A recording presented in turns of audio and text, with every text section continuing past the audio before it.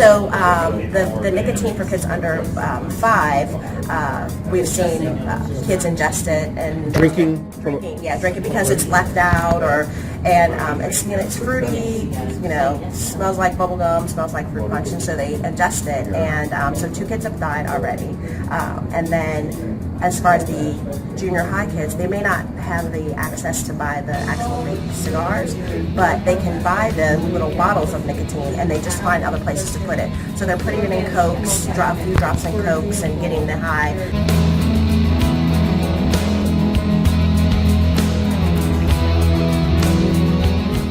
So I think it starts there, and then when that nicotine doesn't get you high enough, what do you go to next?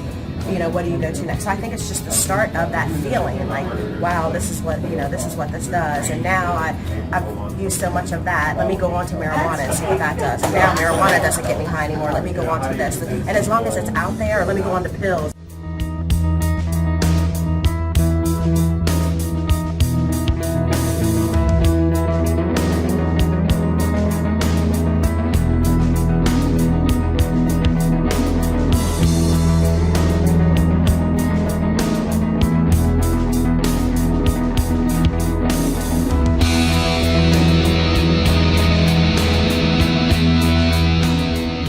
Is Youth Voice more than just a concept? Is there a program, Youth Voice, like you talked about your program? This is one of the 4 goals. So all of these words represent one of the goal areas, and underneath that goal area can be lots of things. So there was 2 years ago a board, and 1 year ago a board, and then now it's like, what are the next things we're going to do under this area?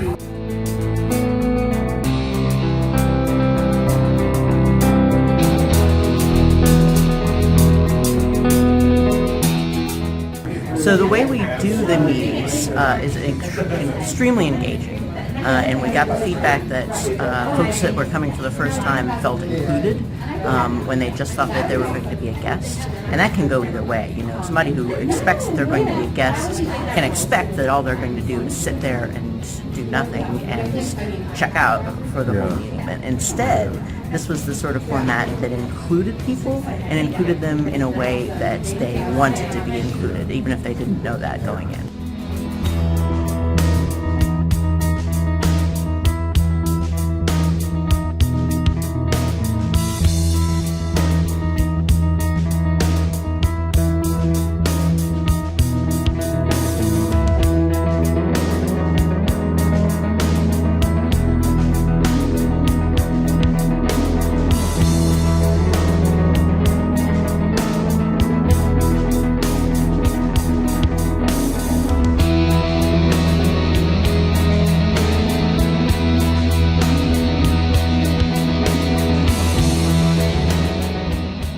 The 3 basic ideas was for Youth Voice were to create more youth presence at existing conversations, things that are already happening, to expand Youth Voice activities for younger kids and young adults, because currently we've been focusing on middle school and high school, to also involve businesses in multiple ways, whether training, funding, volunteering, or helping us develop spaces for youth.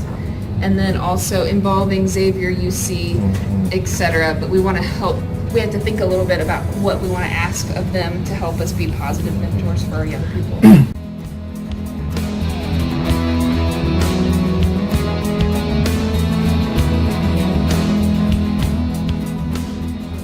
And what I'm really fired up about is that we started a discussion in one group about kids being employed at schools or at parks and those kinds of things. And then when the second group came around, Kelly was there. She's like, "Oh, we just got a grant to employ kids," and blah blah blah blah. And then she went out and made a phone call, and James was there. And I think we're going to have kids employed in parks this summer because of what happened right here. Wow.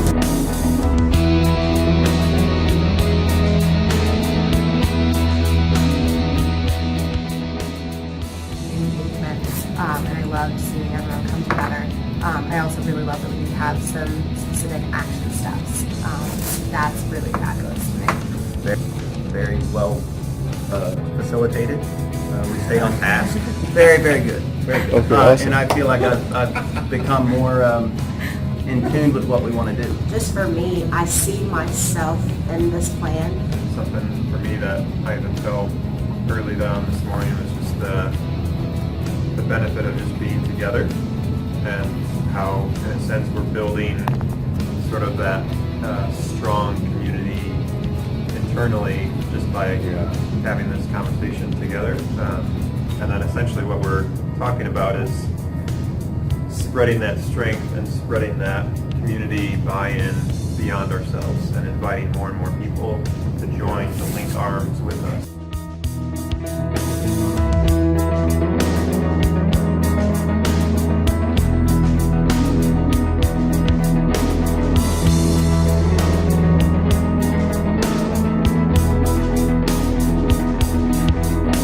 Well, I wasn't sure why I was coming today to this group, and I felt like a guest at first, but as soon as I got here, I felt welcome.